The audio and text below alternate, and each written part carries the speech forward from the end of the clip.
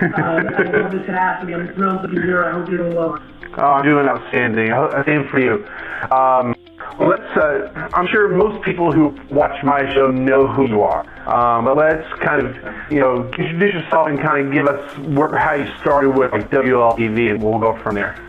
I grew up in the liquor business. My dad had a liquor store since we basically moved to America. He was a stockbroker, then eventually a manager, then an owner, part owner, and then owner of liquor stores in New Jersey.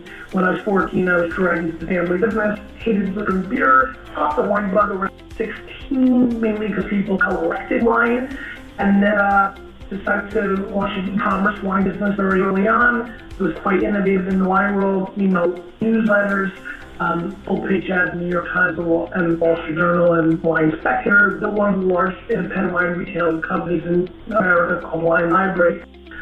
Loved innovation through LabWorks, blogging, forums, and then boom, here comes YouTube.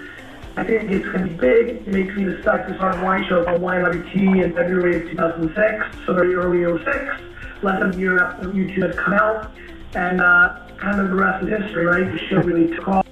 It became kind of like this thing that inspired amazing things like this. Right.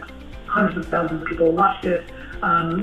And it became like the interest of my career. I started using Twitter, Facebook, Tumblr, things like that to build the show's awareness, and fell in love with social media the way I fell in love with wine. And now I'm running a social media agency based out of New York, still involved in the family business. The very last operation was than I used to be because of VaynerMedia. Retired from doing online video after almost 6 years. Did 1,000 episodes of WineLibrary TV, and then did 89 of Daily Crate, which is a mobile display, and one of the great chapters of my life. Awesome. And I started watching probably around 2007.